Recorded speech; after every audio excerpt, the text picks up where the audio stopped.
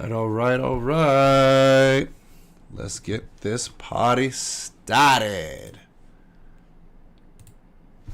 Hey, you guys. Welcome to Degrees of Freedom, where I go over 5 slides in 15 minutes so you can learn more about your own degrees of freedom. Hello, my name is Dr. Engerman, and if this is a topic you'd like to learn more about, hit the subscription button, hit that notification bell, hit that like button, and join us. Today, we've got a really exciting one for you.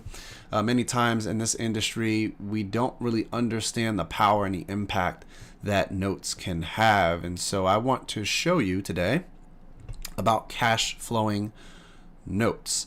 And really what that discussion is about how do you make a living or create a living strategically off of notes. And I'm going to give you a strategy that I'm going to implement and that I will be using, particularly a piece of it anyway. And I'll be sharing some really insider secrets with you today. So you're going to want to stay tuned. Let's get into it.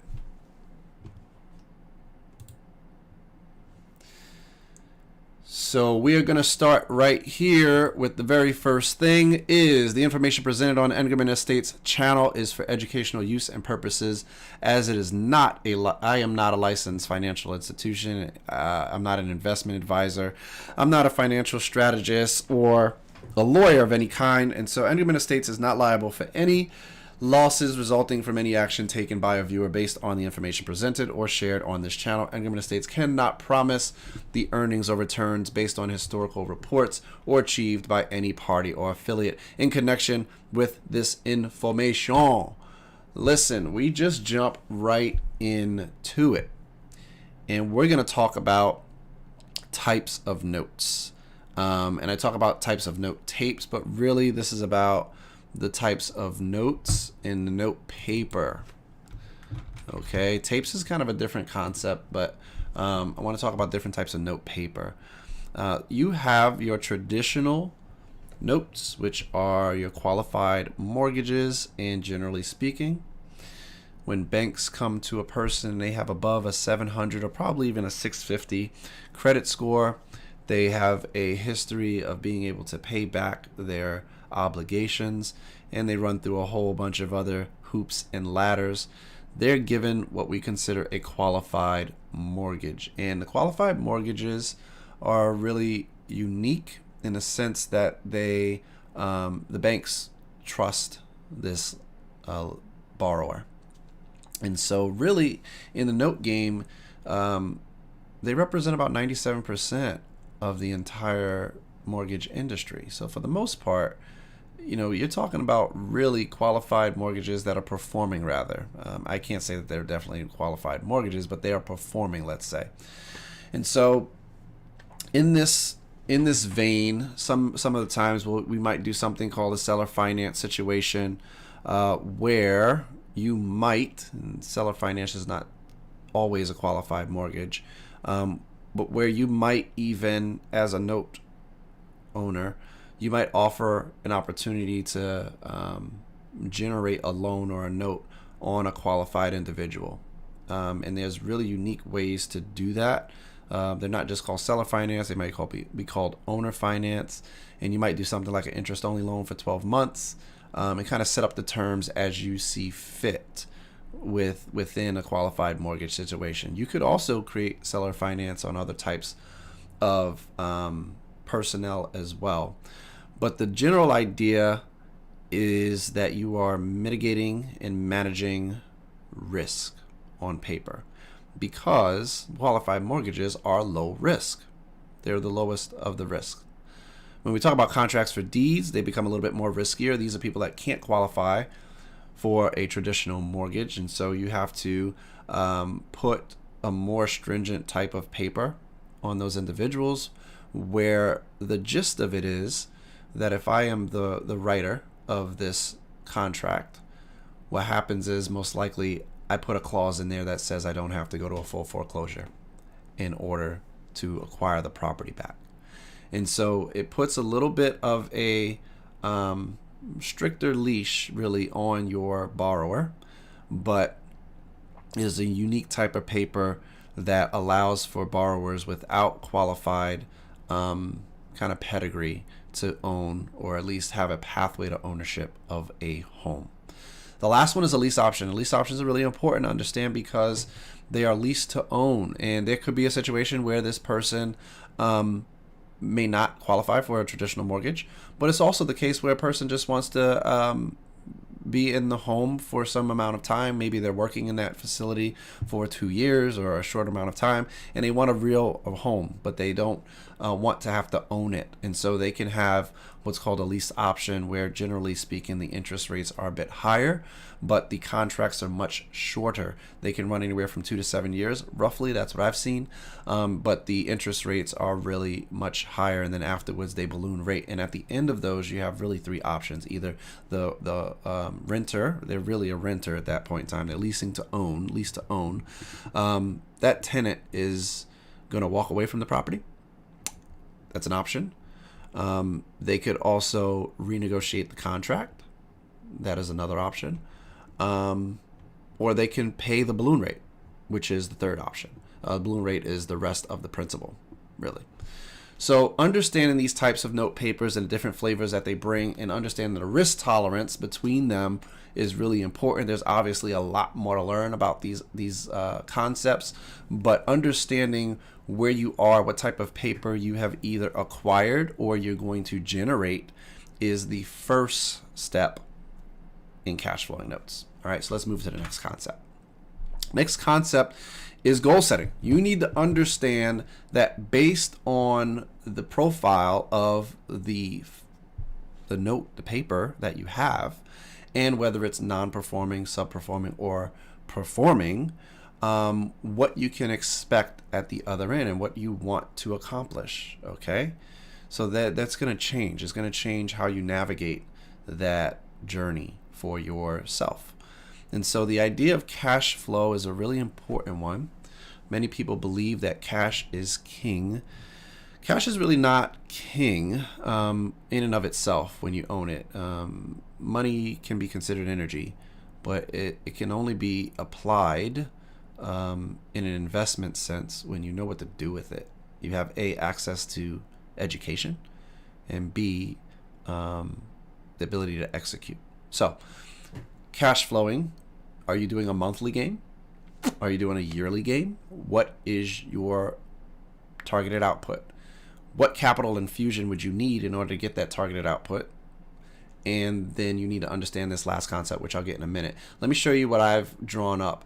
I've drawn up a basic outline of what I understood to be my inputs and outputs.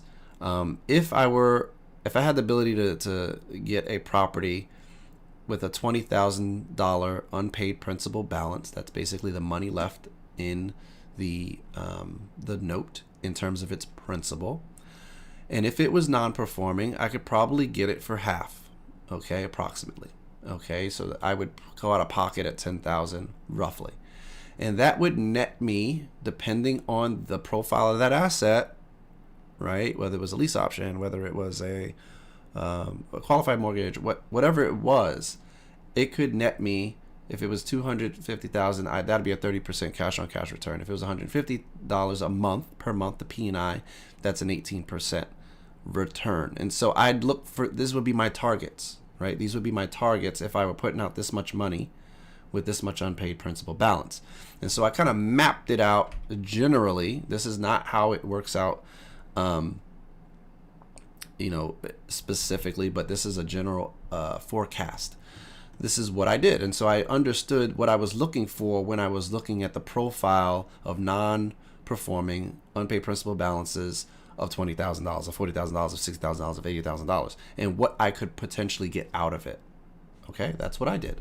And so let me move to the next concept, which is P&I. We need to understand, if I were a landlord, let's put it in those terms. If I were a landlord and I had a home at $100,000 at a $20,000 payment, that means that an $80,000 mortgage, simple numbers, what would be coming back most likely on the base would be $641 per month, right? And I would have to charge above that, obviously, if I wanted to make profit, because I have taxes and fees, okay? I had insurance, That's the T&I. And then I have the mortgage to pay. And then whatever I charge on top of that would be my profit. We need to understand this is a very important concept because P&I, principal and interest, is what's coming back to you. T&I is what's going out. You never see that again. So there are payments where you have to understand and calculate your T&I in your mortgage, right? Your mortgage, this is us. This is the P&I side. This is us. Hey-o. And so from a tenant perspective, what happens? I need to obviously push that up, and I have to sit up around $800 or more in that area. And I need to do some calculations to see if that's actually really possible from a tenant situation. However, we are note investors. So let me give you that perspective. Note investors, I'm looking right here. Hey-o, right? And that's straight coming back to me. That's my interest. That's what I'm interested in. Okay? Different game. All right. Combinations and permutations. As such, then it gets pretty strategic after that. It's about performing notes, which give us straight cash flow because they're working, they're performing, they're doing what they're supposed to be doing. Fantastic.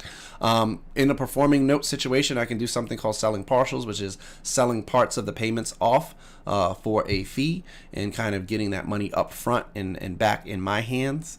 And it's a whole strategy around selling partials. In business world, they call them leverage buyouts. And then non-performing, you have your as-is opportunity and your retail sale. And so your as-is opportunity, when you have a non-performing note, you're going to wait probably about 12 to 18 months to actually get that property back. And then in that range, right after that, you can then turn it around and sell it for its current value as is without touching a thing. Or you could fix it up and you can flip it because it's yours at the end of the day because you went through the whole foreclosure process. Okay, you have to do your math on that and make sure your expenses are covered: taxes, lawyer fees, servicing fees, etc. Okay, that's money out. Now let me show you a plan. Okay, and again, I'm moving fast, y'all. You better pay attention. Stay close to the cuff here. If I did a 2-year plan where I wanted $20,000 per month, I might do something like this. I look on the left side, I got 2 non-performing notes. I'm going to look at a UPB of $100,000. I'm going to come out of pocket about $50,000. There are expenses in there. That'll be roughly around $15,000 total. Could be more, could be less, but that's a rough game plan. We're looking at a sales price of about $200,000, meaning when I get the property back and I can sell it into the retail market, I'm getting $200,000 back, which can net me, if I hold that $2,000, it can do a monthly of $14,250 in a year, right? In a fiscal year, all right? That's how I'm breaking this down if I want to do $20,000 a month.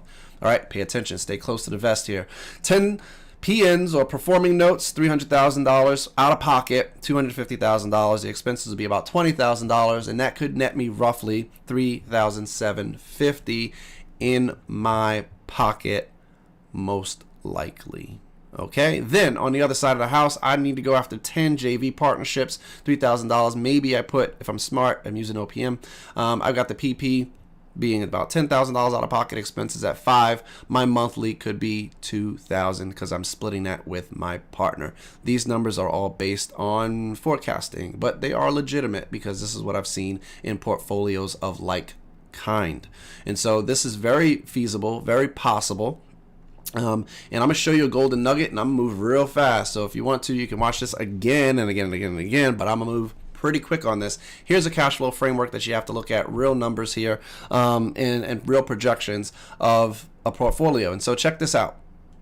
In at 215, the unpaid principal balance is 380. Your monthly could be around 15.9. Your annual will be 191, possibly, and your UPB percentage at 56%. Your ROI is crazy at this point in time, and the ARV is 465. Now, this is a rough projection. I think numbers are a little bit bloviated, but let me show you what we have here. Strike prices in here for this current UPB. All right, I'm gonna show you this again so you don't miss this. This is the strike price of a current UPB. This one's most likely non-performing, right? This particular asset. The sales price might be in this range, and your annuals could be in this range, and you've got a monthly P&I that's coming back to you in this range. Okay, so this is something that you would have to cash flow on a case-by-case situation. Each of these assets are unique, but when we